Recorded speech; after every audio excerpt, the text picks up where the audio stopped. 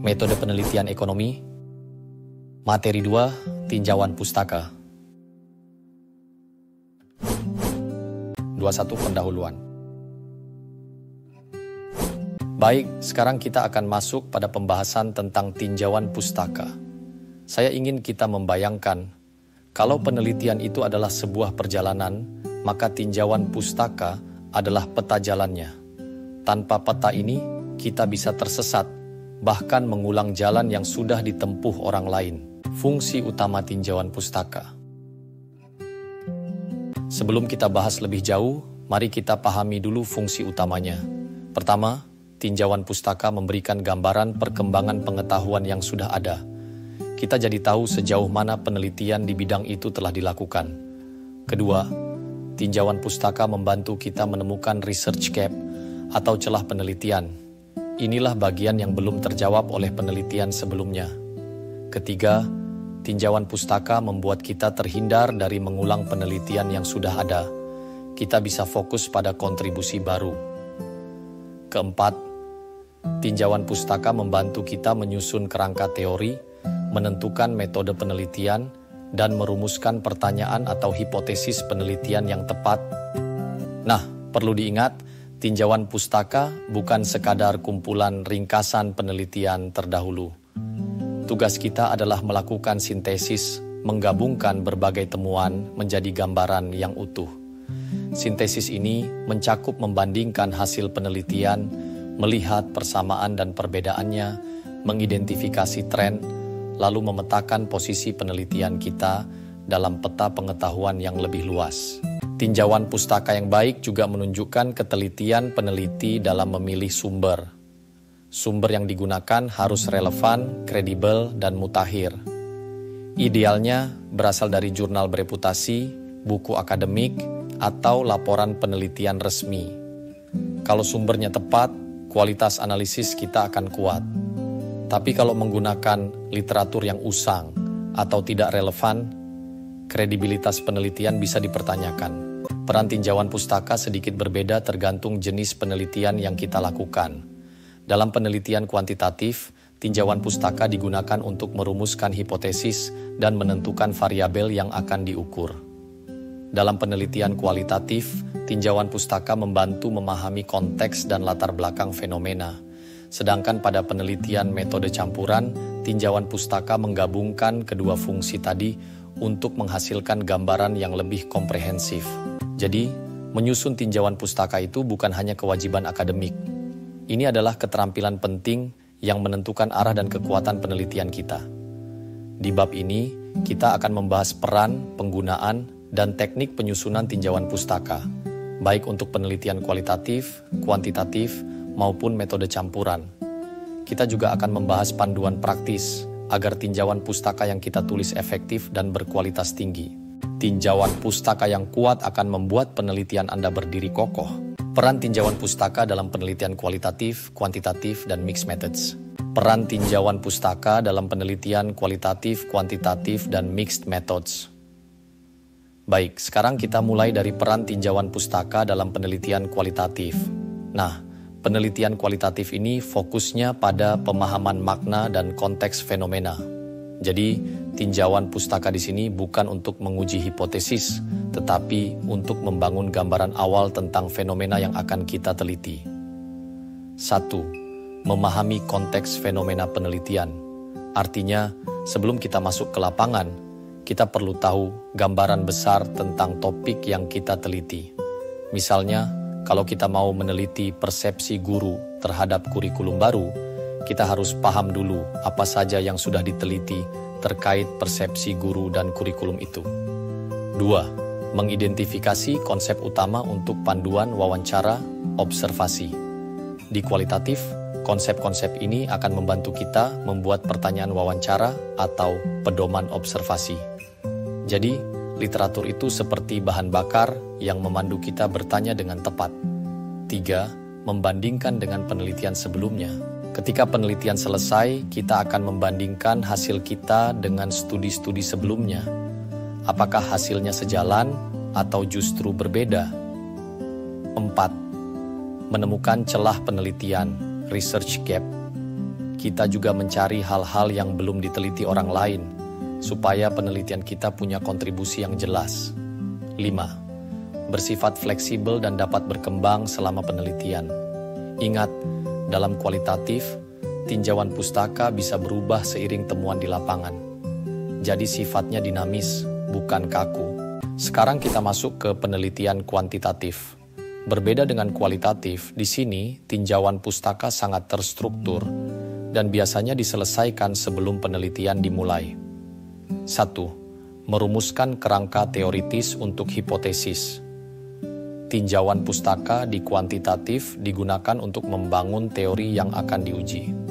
Teori inilah yang kemudian menjadi dasar hipotesis penelitian. 2. Menentukan variabel dan indikator pengukuran. Misalnya, kalau kita meneliti kepuasan pelanggan, literatur akan membantu kita memilih indikator yang tepat untuk mengukurnya. 3. Menyediakan bukti empiris dari penelitian terdahulu. Kita perlu menunjukkan bahwa variabel yang kita teliti sudah pernah dibahas dan ada data yang mendukung hubungan antar variabel tersebut. 4. Memilih metode pengumpulan data dan analisis yang tepat. Tinjauan pustaka membantu kita memilih metode yang sesuai, apakah survei, eksperimen, atau analisis statistik tertentu. Disusun lengkap sebelum penelitian dimulai. Karena di kuantitatif kita butuh rancangan yang jelas sejak awal, maka tinjauan pustaka harus selesai sebelum data dikumpulkan. Terakhir, kita bahas mixed methods atau metode campuran. Pendekatan ini menggabungkan kualitatif dan kuantitatif, sehingga peran tinjauan pustakanya juga gabungan dari keduanya. 1. Menyusun landasan teoritis untuk data kualitatif dan kuantitatif. Kita butuh kerangka yang mampu menjelaskan dua jenis data sekaligus, angka dan narasi. 2. Menentukan titik integrasi antar data. Di sini penting sekali menentukan di mana data kualitatif dan kuantitatif saling melengkapi. Apakah kualitatif dulu baru kuantitatif atau keduanya paralel? 3. Mengidentifikasi metode terbaik dari studi serupa. Literatur akan membantu kita melihat contoh desain mixed methods yang sukses di penelitian sebelumnya. 4. Memberikan justifikasi ilmiah penggunaan dua pendekatan. Kita perlu meyakinkan pembaca atau audiens bahwa penggunaan dua metode ini benar-benar diperlukan untuk menjawab pertanyaan penelitian. 5. Memastikan integrasi data berjalan logis dan saling menguatkan. Tujuannya agar hasil penelitian tidak terpisah, tetapi justru memperkuat kesimpulan. Jadi teman-teman, peran tinjauan pustaka itu berbeda-beda tergantung pendekatan penelitian yang kita pakai. Di kualitatif, sifatnya fleksibel dan eksploratif. Di kuantitatif, terstruktur dan sistematis. Dan di mixed methods, memadukan keduanya agar saling melengkapi. Kalau tinjauan pustaka kita kuat, maka penelitian kita akan punya arah yang jelas, kontribusi yang nyata, dan dasar teori yang kokoh. Penggunaan tinjauan pustaka. Penggunaan tinjauan pustaka dalam penelitian. Baik. Sekarang kita akan membahas bagaimana penggunaan tinjauan pustaka dalam penelitian. Tinjauan pustaka itu bukan sekadar kumpulan ringkasan penelitian orang lain. Lebih dari itu, ia adalah analisis kritis yang menjadi fondasi ilmiah penelitian kita. Pertama, tinjauan pustaka sebagai analisis kritis. Kita mulai dulu dari pengertiannya. Hart tahun 2018 mengatakan bahwa tinjauan pustaka adalah analisis kritis terhadap karya ilmiah yang relevan dengan topik penelitian, yang bertujuan mengidentifikasi kekuatan, kelemahan, dan potensi pengembangan. Artinya, kita tidak hanya menceritakan isi penelitian orang lain, tetapi menilai kualitas, relevansi, dan kontribusinya terhadap penelitian kita. Kedua, 4 tujuan utama tinjauan pustaka. Menurut Creswell dan Creswell tahun 2018, ada 4 tujuan utama penggunaan tinjauan pustaka. A. Memberikan latar belakang yang jelas, supaya pembaca paham konteks penelitian kita. B. Mengidentifikasi celah penelitian, research gap, Ini penting agar penelitian kita tidak mengulang yang sudah ada. C. Membangun kerangka teoritis dari teori yang relevan untuk membimbing analisis. D. Menghindari duplikasi studi, kita memastikan penelitian kita benar-benar baru dan orisinal. Ketiga, sebagai pembanding hasil penelitian. Frankel, Wallen, dan Hyun 2019 menambahkan, tinjauan pustaka juga berguna untuk membandingkan hasil penelitian kita dengan penelitian sebelumnya. Misalnya, kalau penelitian terdahulu menemukan bahwa variabel A berpengaruh signifikan pada B, sementara penelitian kita tidak menemukan hal itu, kita bisa menjelaskan perbedaan ini. 4. Bentuk penggunaan tinjauan pustaka. Pertama, sebagai landasan teori. Kita memilih teori yang paling relevan untuk menjelaskan fenomena. Misalnya, untuk meneliti perilaku konsumen, kita bisa gunakan Theory of Planned Behavior dari Ajzen, 1991. Kedua, sebagai acuan metodologis. Cooper, 2010, menekankan bahwa kita harus belajar dari metode penelitian sebelumnya. Tujuannya untuk menghindari kesalahan prosedur dan memastikan metode kita valid. Ketiga, sebagai pembenaran penelitian. Machi dan McEvoy 2016 menyebut ini sebagai rational building, yaitu membangun alasan kuat mengapa penelitian kita penting dilakukan. Keempat, sebagai media integrasi pengetahuan. Apalagi kalau penelitiannya bersifat multidisipliner, kita bisa menggabungkan temuan dari berbagai bidang untuk mendapatkan gambaran yang utuh. Kesimpulan. Jadi, penggunaan tinjauan pustaka itu strategis. Kalau kita mengelolanya dengan tepat, mulai dari analisis kritis, penguatan teori, penyesuaian metode, sampai pembenaran ilmiah, penelitian kita akan punya dasar yang kokoh dan kontribusi yang nyata. Ingat, tinjauan pustaka bukan formalitas, tapi senjata akademik untuk membuat penelitian kita kredibel dan relevan. 2.4 tinjauan pustaka dalam berbagai jenis penelitian. Pertama, tinjauan pustaka pada penelitian kualitatif. Baik, sekarang kita masuk pada pembahasan tinjauan pustaka dalam penelitian kualitatif. Di sini, perannya berbeda dibandingkan penelitian kuantitatif.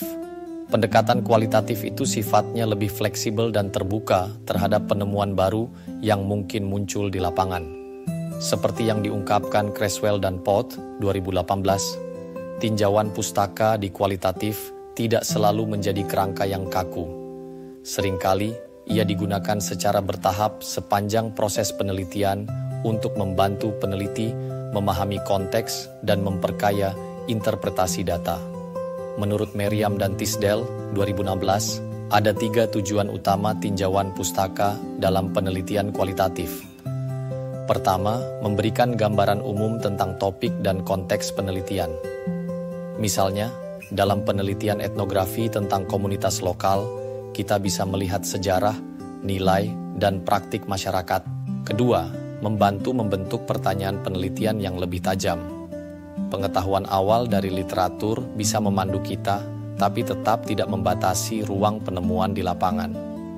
Ketiga, menghubungkan temuan penelitian dengan teori dan studi sebelumnya, sehingga kita tahu apakah hasil kita mendukung atau bertentangan dengan penelitian terdahulu.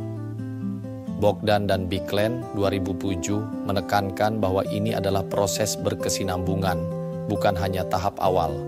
Bahkan Flick 2018 mengingatkan, jangan sampai terlalu banyak membaca literatur di awal sehingga kita terkunci pada satu kerangka pikir.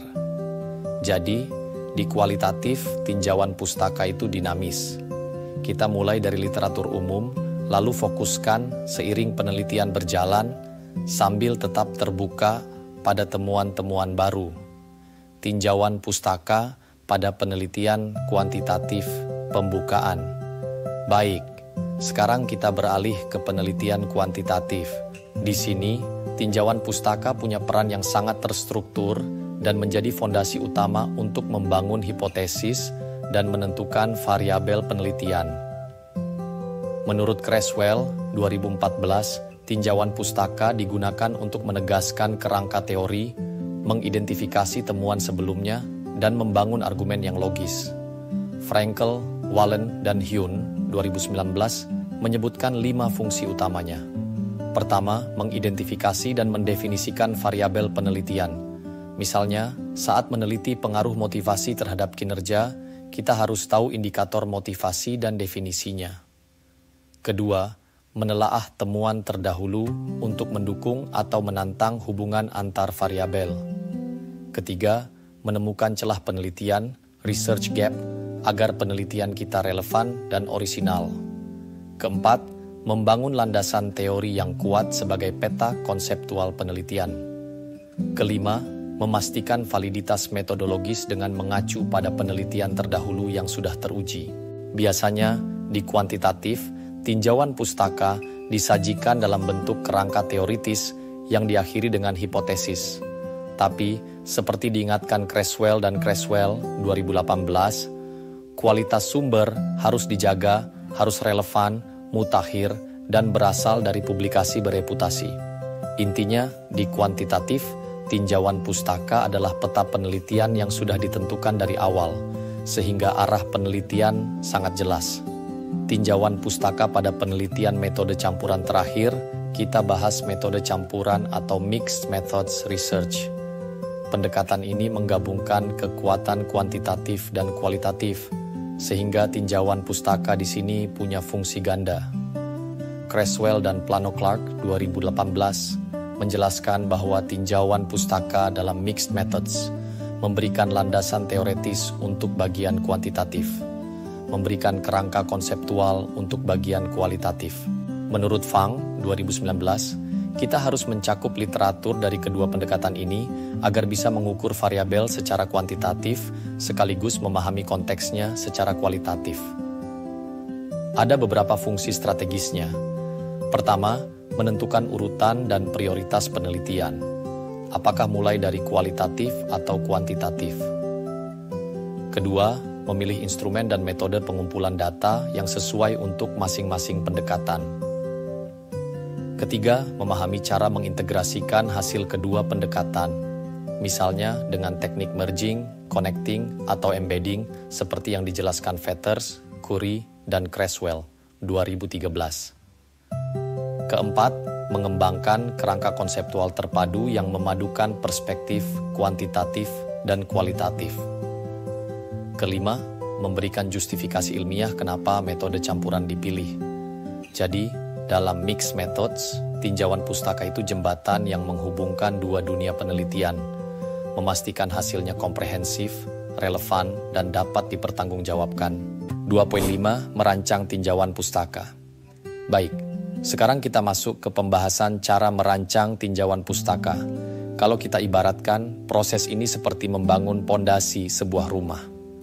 Pondasinya harus kuat, terukur, dan tepat posisi, supaya bangunan di atasnya, yakni penelitian kita, kokoh dan bisa dipertanggungjawabkan. Bagian 1, pengertian dan tujuan. Merancang tinjauan pustaka bukan hanya soal mengumpulkan ringkasan penelitian terdahulu, tapi juga menunjukkan hubungan antara teori, temuan empiris, dan arah penelitian yang akan kita lakukan. Creswell menekankan bahwa proses ini dimulai dari memahami tujuan penelitian secara menyeluruh. Jadi, sebelum mulai mencari literatur, kita sudah harus tahu pertanyaan-pertanyaan kunci seperti apa yang sudah diketahui tentang topik ini, di mana letak kesenjangan penelitian, teori atau model apa yang relevan untuk digunakan. Bagian 2, menentukan cakupan literatur. Langkah pertama adalah menentukan cakupan. Webster dan Watson menyarankan kita menetapkan batasan waktu publikasi, relevansi topik, dan kualitas sumber. Misalnya, apakah kita akan fokus pada penelitian dalam 5 tahun terakhir saja? Apakah literatur internasional akan digabungkan dengan literatur lokal? Semua itu penting karena konteks bisa memengaruhi interpretasi hasil penelitian. Bagian 3, strategi pencarian sistematis. Langkah berikutnya adalah mencari literatur secara sistematis. Kita tidak bisa hanya mengandalkan Google biasa. gunakan kombinasi kata kunci, operator boolean seperti AND, OR, NOT, dan database akademik seperti Scopus, Web of Science, atau Google Scholar. Tujuannya jelas, mendapatkan literatur yang relevan, kredibel, dan terbaru. Bagian 4, seleksi dan evaluasi kritis. Setelah literatur terkumpul, jangan langsung dipakai semua. Lakukan seleksi dan evaluasi kritis. Kita perlu menilai metodologi yang digunakan, validitas data, dan relevansi temuan.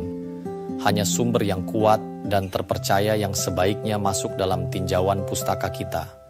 Bagian 5, mengorganisasi literatur.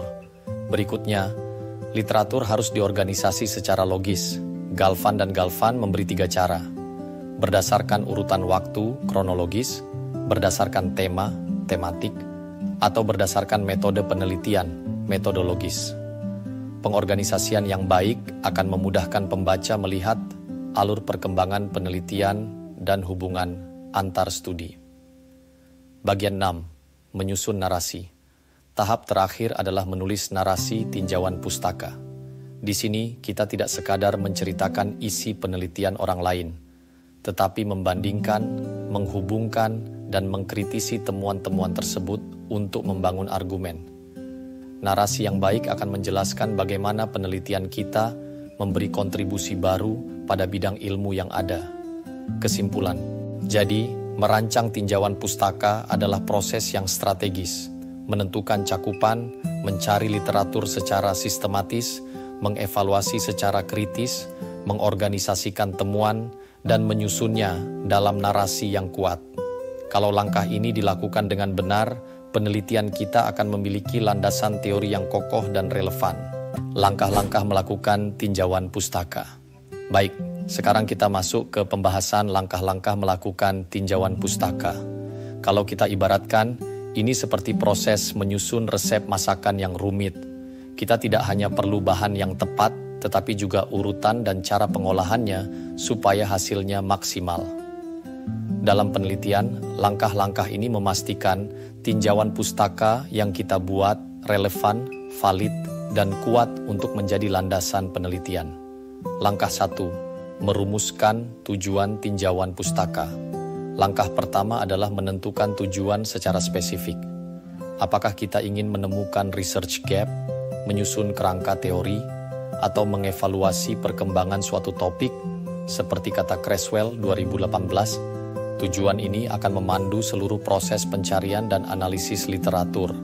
Kalau tujuan kita jelas, proses berikutnya akan lebih terarah. Langkah 2, menentukan strategi pencarian literatur. Langkah kedua, kita perlu strategi yang tepat. Gunakan kata kunci yang relevan, kombinasikan dengan Boolean operators seperti AND, OR, dan NOT. Pilih database yang kredibel, misalnya Scopus, Web of Science, atau Google Scholar. Kita juga harus menentukan batas waktu publikasi, bahasa, dan jenis sumber. Semua ini bertujuan untuk mendapatkan literatur yang memang sesuai dengan penelitian kita. Langkah 3, melakukan pencarian literatur. Setelah strategi siap, kita menjalankan pencarian. Catat setiap sumber yang ditemukan, termasuk detail bibliografinya. Supaya rapi dan efisien, gunakan alat manajemen referensi seperti Mendeley atau Zotero. Ini akan memudahkan kita mengatur dan memanggil referensi saat proses penulisan nanti. Langkah 4, menyeleksi literatur yang relevan. Tidak semua sumber yang kita temukan akan bermanfaat. Proses seleksi dilakukan 2 tahap. Pertama, saring berdasarkan judul dan abstrak. Kedua, baca lebih mendalam isi dokumennya. Dengan cara ini, kita hanya menyimpan literatur yang benar-benar relevan dengan tujuan penelitian. Langkah 5, mengevaluasi kualitas literatur. Di tahap ini, kita menilai kekuatan dan kelemahan tiap penelitian yang kita tinjau. Perhatikan metodologinya, validitas datanya, dan relevansinya. Seperti diingatkan Kitchenham dan Charters 2007, kita juga harus waspada terhadap potensi bias dan keterbatasan penelitian tersebut. Langkah 6, mengorganisasi literatur. Literatur yang terkumpul harus disusun secara logis. bisa berdasarkan tema OJAS topik, kronologi perkembangan penelitian, atau metode yang digunakan. Pengorganisasian ini akan memudahkan kita melihat hubungan antar studi dan bagaimana perkembangan penelitian di bidang tersebut. Langkah 7, menganalisis dan mensintesis temuan. Analisis berarti menemukan pola, kesamaan, dan perbedaan antar studi. Sintesis berarti menggabungkan informasi dari berbagai sumber untuk membentuk narasi yang koheren, bukan sekadar rangkuman. Seperti kata Hart 2018, inilah bagian di mana kita membangun cerita dari kumpulan penelitian yang sudah kita pilih. Langkah 8, menulis tinjauan pustaka. Tulislah secara runtut, mulai dari pengantar, isi, hingga kesimpulan. Sajikan ringkasan, evaluasi kritis, dan sintesis literatur. Pastikan tulisan mengalir logis dan langsung mengarah pada kerangka penelitian kita. Langkah 9, memperbarui tinjauan pustaka. Literatur selalu berkembang, maka sebelum penelitian kita dipublikasikan atau dilaporkan, pastikan untuk memperbarui tinjauan pustaka. Hal ini menjamin penelitian kita tetap relevan dan mutakhir. Penutup. Jadi, melakukan tinjauan pustaka itu bukan sekadar mengumpulkan daftar referensi, tetapi membangun analisis kritis dan terstruktur.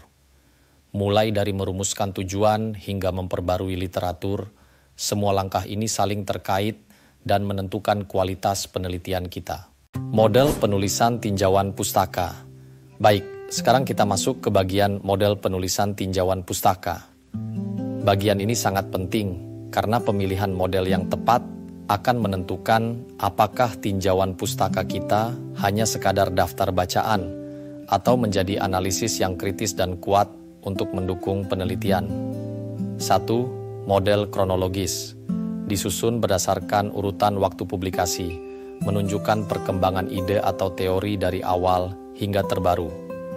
Cocok untuk melihat evolusi konsep, tapi harus tetap ada analisis kritis. 2. Model tematik. Dikelompokkan berdasarkan tema atau topik, membantu melihat pola dan hubungan antar penelitian, lebih analitis dibandingkan kronologis.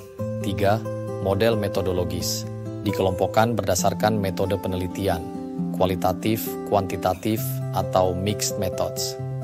Cocok untuk membandingkan kekuatan dan kelemahan pendekatan yang berbeda. 4. Model teoritis. Disusun berdasarkan teori-teori yang relevan. Digunakan ketika penelitian bertujuan menguji atau mengembangkan teori tertentu. 5. Model gabungan. Mengombinasikan 2 atau lebih model. Cocok untuk topik kompleks dan multidimensi. Poin penting, apapun modelnya, pastikan struktur konsisten, analisisnya kritis, sumbernya kredibel dan mutakhir, serta bahasanya mengalir. Penutup, tidak ada model yang paling benar. Pilih yang sesuai tujuan penelitian, lalu padukan dengan analisis kritis agar tinjauan pustaka menjadi landasan ilmiah yang kuat. Kesimpulan, baik, kita simpulkan pembahasan bab ini. Tinjauan pustaka adalah fondasi yang menentukan arah dan kekuatan sebuah penelitian. Melalui proses ini, peneliti tidak hanya memahami perkembangan penelitian terdahulu, tetapi juga menemukan celah yang dapat diisi untuk memberikan kontribusi nyata bagi pengembangan ilmu pengetahuan. Dalam penelitian kualitatif, tinjauan pustaka menjadi panduan konseptual untuk memahami konteks sosial, budaya, dan historis dari fenomena yang diteliti. Dalam penelitian kuantitatif, perannya lebih pada membangun kerangka teori, merumuskan hipotesis, dan menentukan variabel yang relevan. Sedangkan pada metode campuran, tinjauan pustaka berfungsi menggabungkan kekuatan kedua pendekatan untuk menghasilkan pemahaman yang lebih komprehensif. Penyusunan tinjauan pustaka yang efektif membutuhkan keterampilan analisis kritis. Tidak hanya merangkum, tetapi juga membandingkan dan mensintesis informasi dari berbagai sumber. Semua ini harus dilakukan dengan sumber yang kredibel, relevan, dan mutakhir. Dengan demikian, tinjauan pustaka bukan sekadar daftar kutipan, melainkan argumen ilmiah yang terstruktur dan logis, yang memperkuat posisi penelitian dalam peta keilmuan yang lebih luas.